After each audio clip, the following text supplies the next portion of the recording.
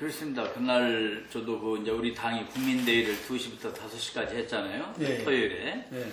그때 이제 그 저도 거기서 연설도 했고 그 이제 우리 국민대회 끝나고 이렇게 이 사람들이 모이는 분위기를 봤는데 구석구석 골목골목에서 막 밀려오는데 놀랍더라고요. 네. 그야말로 100만이 넘는 인파였죠, 지난번에. 그래서 이제 그 정도 민심이 드러났으니까 대통령이 이제 좀 상황을 제대로 인식하고 마음의 결단을 내리지 않을까 생각을 했는데 저도 요즘 당혹스럽습니다. 전혀 하는 태도를 굉장히 또 보면 당수 정치. 예, 버티기. 그 담화할 때도 뭘 사과하겠다고 이제 담화를 한 건데 거기도 좀 저분이 진실로 반성하고 있는 사람이 아니구나 하는 걸 느꼈거든요. 왜냐면 남의 얘기하듯 했잖아요. 네, 그렇죠. 말하자면 뭐 특정 개인이 이권에 개입하고 법률을 위반했다고 하니 뭘 잘 조사해보라는 식으로 남의 얘기하듯 최순실을 남의 얘기하듯 해버렸어요. 그래서 저 양반이 자기가 이게 잘못한 걸 느끼지 않고 있구나라고 말이 이 사과 담화지 그거 아니구나 알았는데 요새 보니까 또 이제 검찰이 나오란다 조사한다는데 조사 안 받고 버티기로 나오고 이래서 정말 앞으로 그런 일이 없어야 되는데 이 나라와 대통령한테 불행이 있으면 안 되는 데는 요새는 걱정이 많이 들어요. 조사가. 지금 하는 걸로 보면은 안 나오르지가 않다는 것 같아요. 그러니까 검찰 수사는 이제 이 사건 내용이 최순실 씨도 대통령이 도와달라고 산 일이다. 또 그 안종범 뭐 정우성 등도 다 지시받아서 한 일이다. 다 이렇게 얘기하니까 대통령을 조사를 안 할 수가 없는 거잖아요. 그러니까 공범관계의 힘이 이제 드러나 버린 겁니다. 조사 과정에서 지금. 그래서 대통령에 대해서 헌법에 의해서 지금 재임 중 형사상 소출을 못하지만은 수사는 할 수 있는 거 아닙니까? 그러니까 우선 최순실, 안종범 등등을 기소하기 위해서도 대통령 진술은 있어야 딱 일치해야 되겠는데 그걸 안 해요. 그래서 지금 저 의도가 뭘까 하면은 난 두 가지 이유가 있다고 봐요. 하나는 자기가 이번 20일에 그 피의자들의 공소장에 대통령의 범죄 사실이 기록되는 것을 지금 피하고 싶은 거고 어떻게 해서라도 그걸 좀 지금 피하고 싶은 거죠.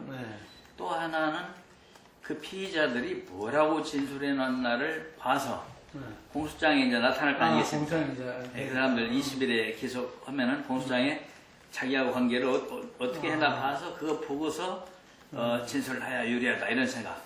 그러니까 학생들로 말하면 답안지 보고 나서 시험 치르려고 하는 거예요. 오늘 수능 보는 학생들한테 보면 참 파렴치한 일이죠. 그게. 완전히 지금 이제 이렇게 마음을 굳힌 것 같아요. 내가 왜 퇴진하나? 나는 대통령이다. 내 대통령에서 그냥 밀고 나가겠다는 마음을 굳힌 것 같고 또 하나는 LCT 수사를 하면서 막 또 거기에 또 좀 소란스럽겠습니다. 지금까지 여야 정치인이라고 명시를 했어요. 그건 모르겠는데 거의 아마 야당 정치인은 그쪽에 뭐 연루된 사람들이야 뭐 없으리라고 봅니다만은. 그런 지역이니까.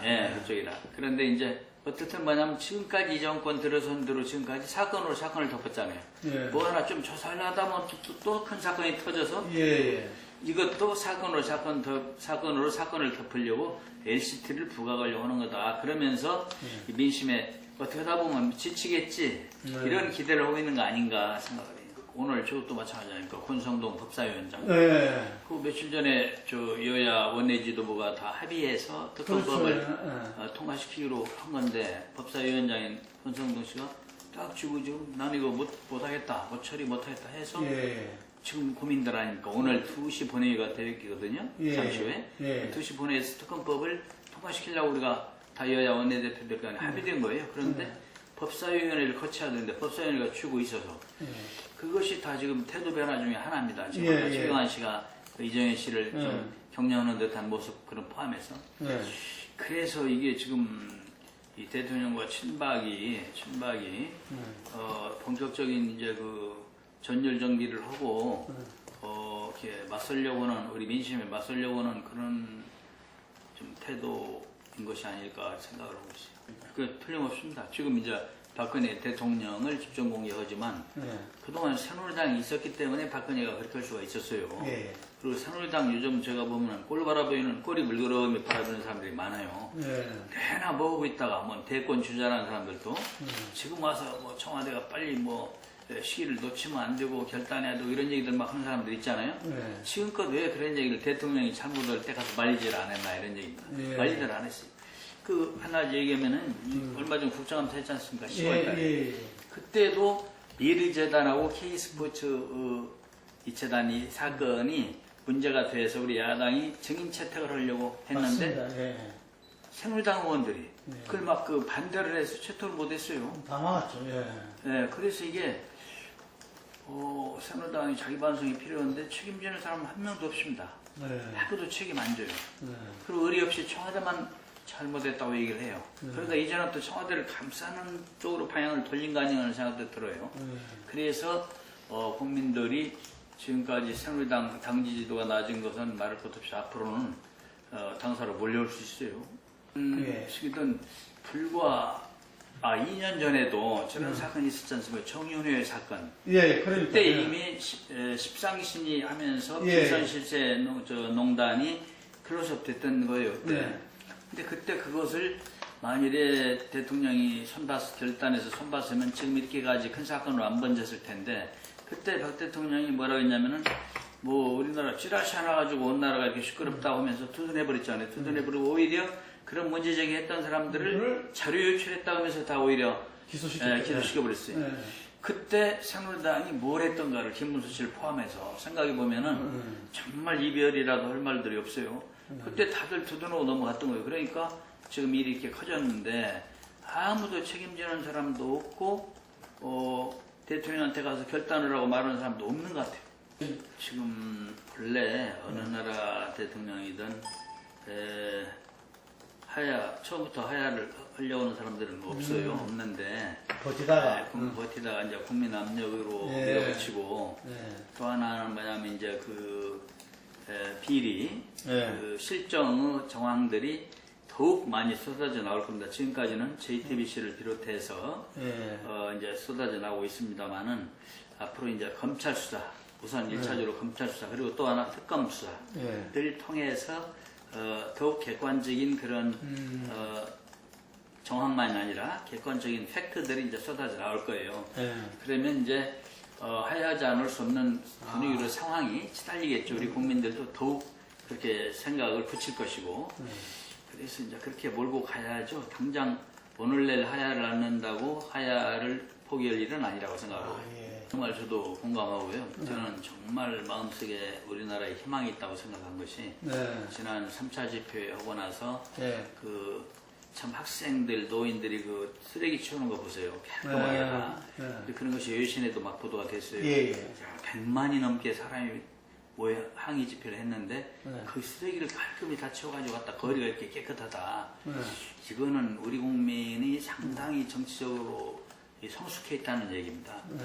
그래서 우리가 그리고 비폭력, 또 완벽한 비폭력 시위를 그날 집회를 했어요. 네. 그런 일들이 말하자면 지금까지도 그랬답니다.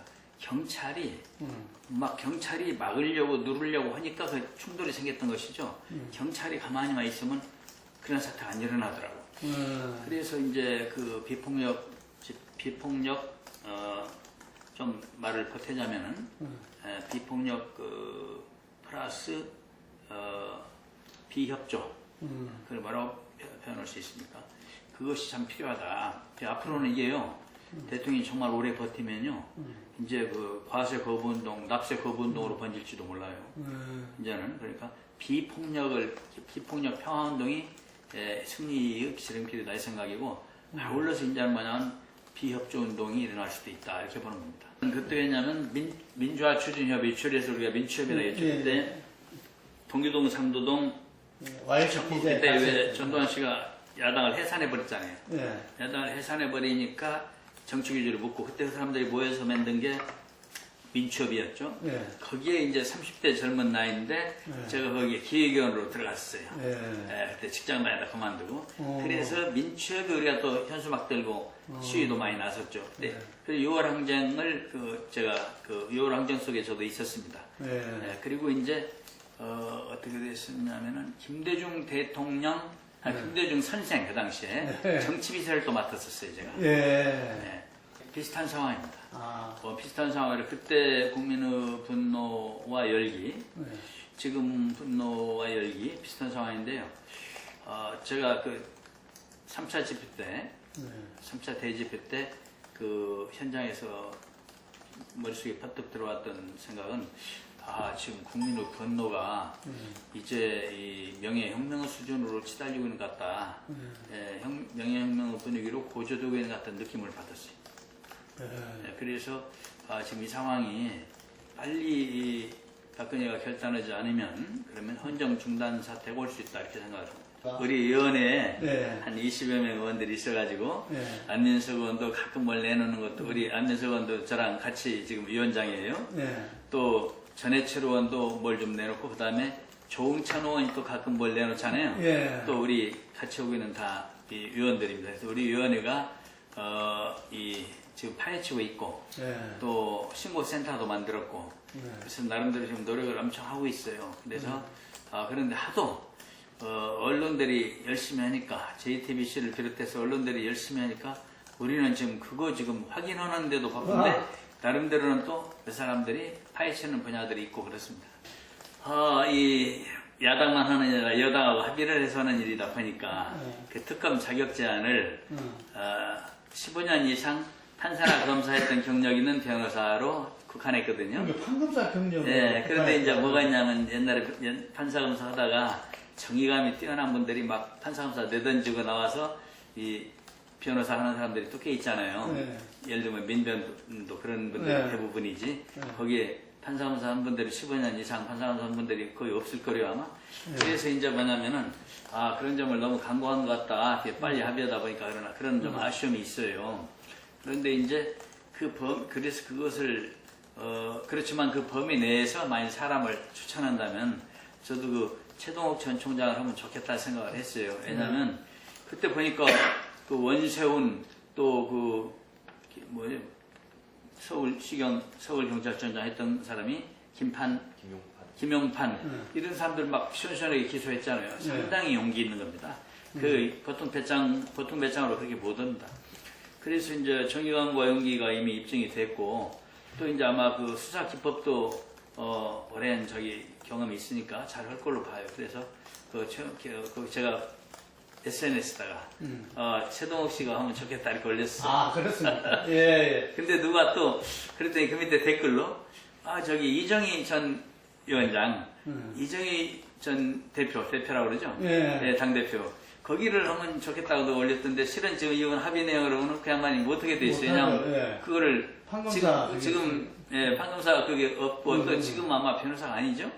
지금 어떻게 된? 판검사 15년 거기에 걸려요. 그래서 예. 합의 내용으로 보면 거래 대상이 아닌 것 됐습니다. 저한테 미리 상의했더라면 제가 말렸을 텐데 그 리스크가 많은 일이라 예.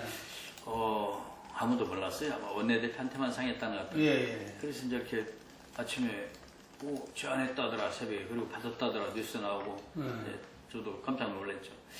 그런데 이제 추 대표 입장에서는 어땠냐면은 그걸 이제 상의하는 과정을 거치다 보면 갑론을박이 생길 수 있고 그러면 그게 이제 그 전격적으로 퇴담 제의하는 효과가 좀 감소될 수 있겠죠. 그리고 그래서 나름대로 이제 대표로서 결단을 해서 내가 만나겠다 이렇게 이제 먼저 선언을 한 것 같은데 이제 무리가 좀 있었어요. 그리고 특히 다른 야당 또 시민사회 지금 전국을 이끌어가고 있는 것이 촛불 아닙니까? 그쪽 의사를 확인 않고 그냥 불속한 것이 됐죠. 그래서 이제 아쉽지만은 앞으로 그다음 우리가 얻은 성과가 바로 그때 의총 그거를 못하게 말린 바로 그 의원총회에서 우리가 지금까지 이선호트가 당론이었는데 퇴진으로 당론을 바꿨지 않습니까? 예, 맞습니다. 예. 저도 그때 그렇게 얘기를 했어요.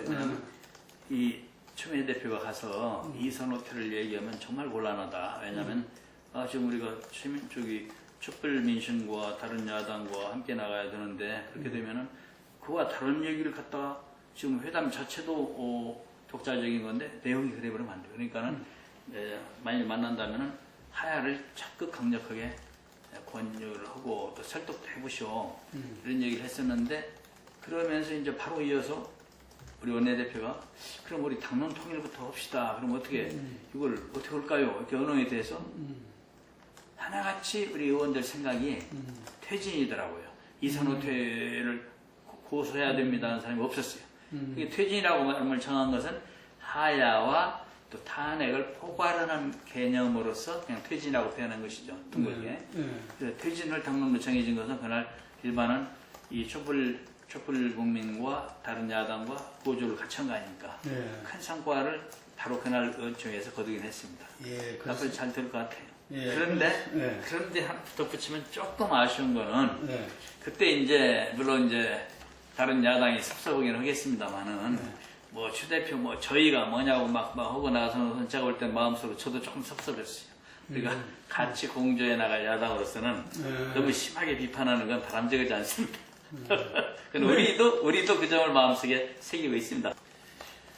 참 중요한 거는 저건 대통령이 결단을 내려야 됩니다. 대통령이 그래서 우리가 지금 하야투쟁을 이제 국민과 함께 장내 장외를 항상 연결해서 국회에서 싸우면서 또 장외에서 항상 같이 싸워 나가지고 왜냐하면 장외에 싸우는 힘이 바로 대통령에 대한 가장 큰 압력이 되거든요. 장내만 가지고는 힘이 안 돼요. 그리고 이제 앞으로 전선을 통일해 나가고 해야 되는데 일단 지금 국면은 우리가 하야 투쟁으로 전부 다 목소리를 모을 때다 이런 생각을 하고요.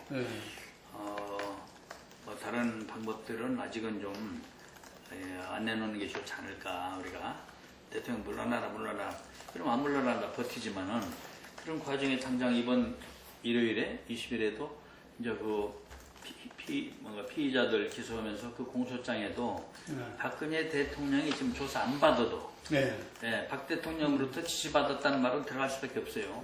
범죄 사실이 들어가게 됩니다. 부분적으로. 그래서 그런 걸 보면서도 또 국민들이 준사법기관 아닙니까 검찰이. 그 검찰이 내놓는 공소장을 보면서도 국민들이 또 느끼는 게 있고 또 그 다음에 좀 있으면 이제 또 특검이 나오고 그런 과정에서 점차로 분위기가 무르익어 가는 것이죠. 지금 당장 대통령 안 물러나는데 어떻게 하죠? 그건 그렇게 우리가 일단 거기 집중해야 일단 된다. 하야에 집중을 해서 계속 공격을 해나가는 게 좋다. 하나로 모아서 이제 우리가 공부들을 해 보니까요. 참 문제가 많이 있어요. 그런데 이제 저 점은 좀 들 것 같습니다. 국회에서 3분의 2, 200명이 의결을 찬성을 해야 그게 이제 탄핵안이 발의되는데 그것은 아니죠. 우리가 발의는 과반이고. 발의가 과반이고 이제 국회 의결 그러니까 예. 국회가 이제 헌재에다 올리려면 그 말이죠. 예. 국회 통과되는 건 200명이 돼야 되는데 여야 보수 합하면 171명 아닙니까? 그래서 새누리당에서 29명이 올 수 있냐 이 문제는 김무성 전 대표가 최근에 이제 그 당 해체 그리고 또 대통령 탈당 등을 요구했잖아요. 이런 분위기에서 가능할 수도 있지 않겠나. 탄핵도 이야기했죠. 예, 탄핵도 여론이 이렇게 가면은 가능할 수도 있지 않겠나. 탄핵도 얘기했어요. 그런데 제일 문제는 헌법재판소입니다.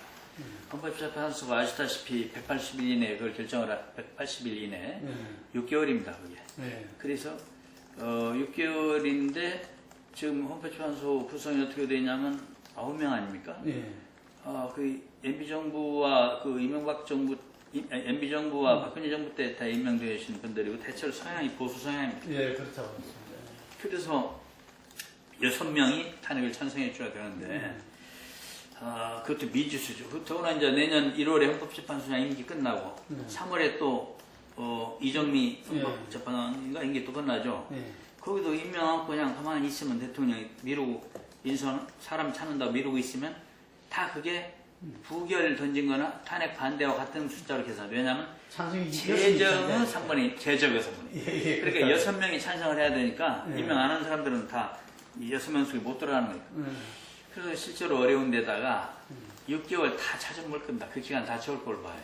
어떤 분들은 노무현 대통령 탄핵 기가 올 때 보니까 2달만 했다 하는데 그건 왜 그러냐면 총선이 가운데 끼어 있었습니다.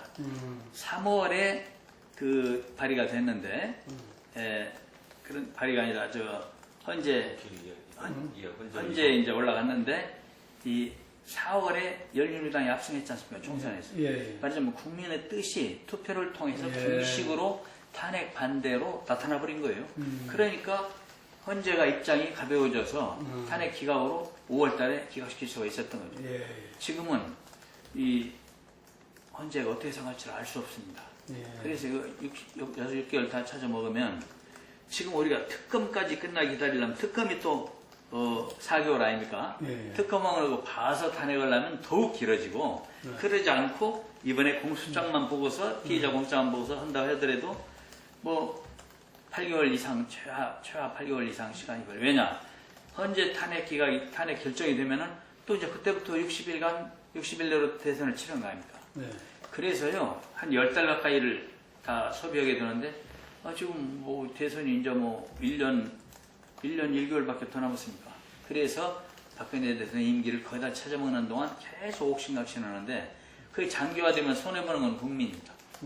국제사회에서 우리가 지금 경쟁력을 잃고, 이거 가지고 옥신각신하면서 뒤처지게 되기 때문에, 어떻게든 대통령이 물러나는 게 가장 깔끔한 수다 하야가, 그래 탄핵은 최후 방법으로서 최후 방법. 허지 안 될 때 늦게라도 예. 나중에 특검 끝난 상황에서 혹시 지금 안 되니까 탄핵이라도 해야 한다고 또 얘기가 나올 수도 있어요. 예. 이게 보통 일이 아니에요. 이게 지금 한국하고 일본이 정보보호 협정을 맺는다면은 물론 국민 감정이 찰자 우리 국민 감정이 일본 어떻게 믿고 우리가 정보를 주냐 이거지만은 실리적으로 볼 때도 우리가 손해입니다. 왜냐하면 지금 일본에서 얻을 정보는 조기 경보기하고 정찰 위성 등을 통한 정보거든요. 그 미국을 통해서 다 얻고 있습니다. 그런데 우리가 줄 정보는 뭐냐면 사람을 심어서 얻는 이른바 휴민트 정보입니다. 그리고 그 휴민트 정보를 통해서 얻는 것은 대체가 불가능해요. 어디 딴 일본은 할 수 없는 일이에요. 우리가 하고 있고 그리고 특히 중국에서 많이 우리 사람들이 정보 수집을 하고 있어요. 휴민트가. 그런데 이제 그런데 이게 되면은 중국은 이걸 정말 원치 않는 실은 협정이잖아요. 한미일이 같이 이렇게 하는 거니까 중로 북은 무척 싫은 일이지 이게. 중국에서 협조가 불가능해지죠. 우리 그 정보 수집 활동이 중국에서 무척 어려워지게 돼요. 그래서 우리는 이게 득어놓고 실만 있는 그런. 일본 얻을 수 있는 건 미국으로 다 얻고 있고. 다 얻고 있는데. 그래서 우리한테는 실밖에 없는 건데. 청와대에서 밀어붙였다는 이야기가 있어요. 그런가 봐요. 막 최근에 막 갑자기 하는 거 보니까. 그런데 이게 이제 그래서 이것을 국회에서는 야3당이 지금 중단 촉구 결의안을 내놨어요. 그게 지금 어디 있냐면 국방위원회에 지금 있어요. 국방위원회 결의. 그런데 지금 어떻게 나오고 있냐면 정부는 어저께 가서명했고 차관회의 거쳐서 22일 날 그리고 5일밖에 안 남았죠. 22일에 국무회의에서 이것을 통과시키려고 하고 있어요 지금. 그럼 그냥 그걸로 끝입니다. 국회 비준사항이 아니거든요. 그래서 문제는 야3당의 의원들이 서명해서 이걸 중단해달라는 촉구 결의안을 내는데 이것이라도 국회에서 통과하고 나서 제고해야 되지 정부가 그렇게 서둘러서 이렇게 막 해치우듯이 하는가 큰 문제입니다. 그런데 이번에 이 지금 최순실 정국에서 이걸 그냥 묻혀가다시피 졸속으로 해치워버리는 거예요. 큰 문제입니다. 저는 그 점은요 우리가 지나치게 염려할 필요는 없다고 생각합니다. 트럼프가 미국 우선주의를 강조하려다 보니까 자꾸 우리 경우를 하나의 샘플로 들어서 얘기를 했던 것이지 지금 이제 대통령이 됐지 않습니까? 됐으면 거기에 수많은 참모들이 한반도 정세를 알고 있잖아요. 선제 공격이 뭘 의미하는가를 다 알고 있는 것입니다. 이게 세계 전쟁이 됩니다. 이게.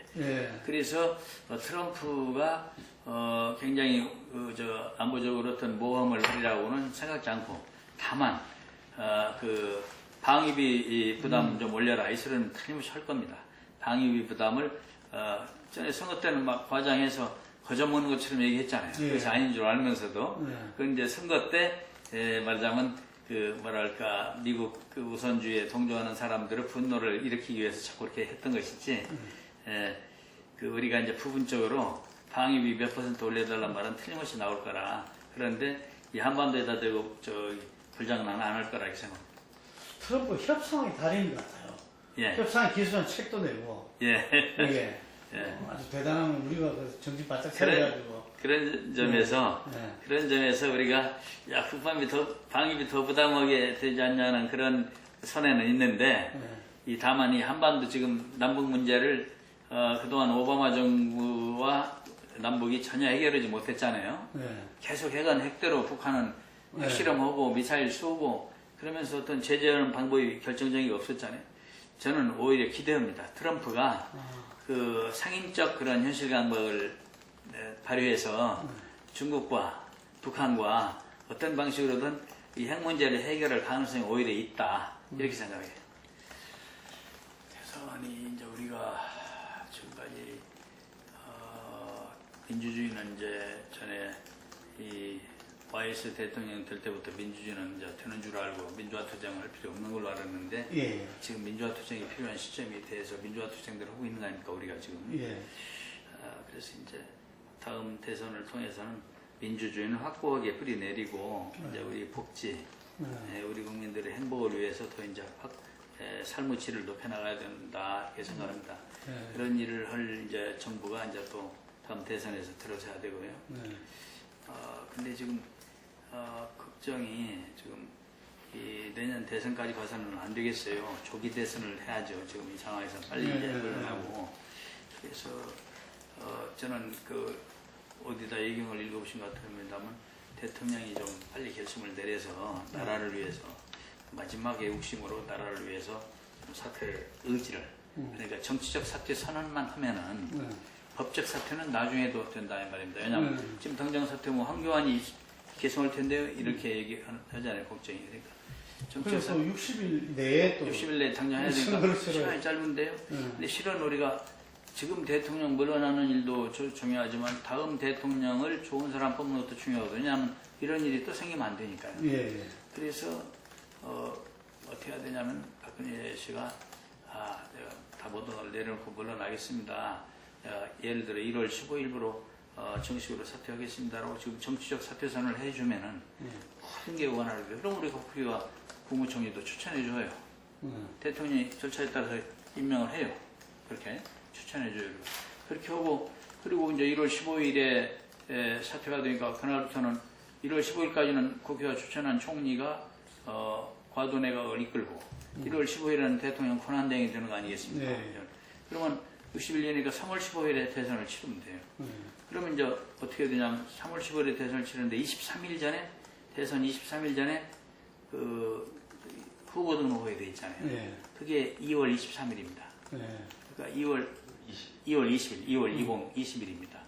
그러니까 그때까지 이제 등록을 하면 되는데 그러면 어떻게 되냐면 각 당이 3개월 가까이 경선 치를 수 있는 시간이 주어집니다. 지금부터. 네. 예를 들어 지금 11월 오늘자 했다 해봐요. 11월 16일 했다. 그러면 약 2월 12일까지 약 석 달 가까운 기간 동안에 후보를 충분히 뽑아낼 수 있어요. 경선을 치고 전국을 다니면서 경선해야 되잖아요.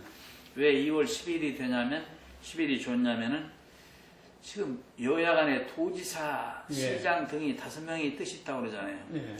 그분들이 다 사퇴부터 내고 대선 경선에 나가면은 도지사 보궐선거만 5군데 서게 되잖아요. 이재명 시장까지는 5군데입니다. 볼통일이 아니죠. 그래서 당내 경선에서 후보 된 사람만 사퇴가 되려면 그러면은 그게 언제냐면 후보 등록 대선이 3월 15일이면은 선거일부터 30일 전이니까 그러니까 언제냐면 2월 3일이 2월 13일까지 사퇴서를 내야 돼요. 그래서 2월 12일까지는 경선하자 이겁니다. 후보를 뽑자 이겁니다. 그렇게 하면 좋겠다 생각인데 제일 중요한 건 이제 박근혜 대통령이 마음을 그렇게 먹어야 되죠. 그래서 그렇게만 되면은 우리 나라의 미래가 그 쓸데없는 우리 정력을 이렇게 낭비하지 않아도 아까 말씀한 대로 차기 정권이 진짜 튼튼하고 국민 지지받는 차기 정권이 이제 몇 달 내로 들어서게 되는 거죠. 저는요, 뭐 7월에 오시자는 분도 있고 안철수는 7월에 대선하는 걸로 계획을 했던데 너무 길어요. 우리 국민들이요. 그때까지 참고 있으라고 우리가 할 수가 없어요. 우리 국민들은 즉각 물러나고 즉각 대선하라 이렇게 얘기하지 않습니까? 네. 그러나 우리가 훌륭한 좋은 후보 뽑으려면 3개월은 있어야 되니까 지금 정치적 사퇴를 해라. 그러고 법적 사퇴는 국회와 의논에서 해도 되고 아니면 그냥 일거에 정치적 사퇴하면서 내가 1월 15일 대통령직을 사퇴합니다라고 지금 선언을 해버리라. 그렇게 이제 하면은 아까 얘기한 대로 3월 15일에 대선이 가능해지죠. 저는 그게 제일 좋은 방법이고 그 이상 길게 하는 것은 좀 안 좋다 생각합니다. 4월 재보선이 또 있는데 선거를 갖다가 따로 하는 게 좋다 생각합니다. 왜냐하면 이 국회의원 재보선 선거하고 이 대통령 이번 뽑는 선거하고는 성격이 많이 달라가지고 이번에는 그냥 따로 하는 것이 개헌을 논하다 보면은 지금 이 논점에서 벗어나 버리게 됐어요. 지금 이 정권 퇴진하고 새로 빨리 뽑아야 되는데 원래 개헌을 저도 그 개헌 추진위원회 같이 이렇게 해왔지 않습니까? 근데 개헌이 잘 되는 건데 박 대통령이 회방을 놓아서 개헌을 김무성 씨도 개헌 얘기하다 상해에서 얘기했다가 돌아와서 입당됐잖아요. 그렇게 돼 있는데 이제 박 대통령이 요전에 국회 와가지고 최순실 사건 덮으려고 개헌을 꺼내버리는 바람에 이제 개헌의 순수성이 이제 오염돼가지고 개헌 추진이 무척 어렵게 망쳐놔버렸어요. 새 정부에서 개헌해야 할 거 아닌가 하는 생각이 들어요.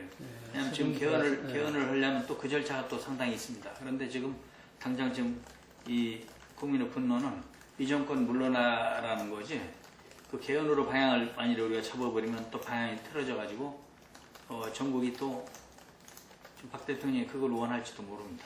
그 누가 뽑히든 이제 민심에 따라서 뽑힐 건데요.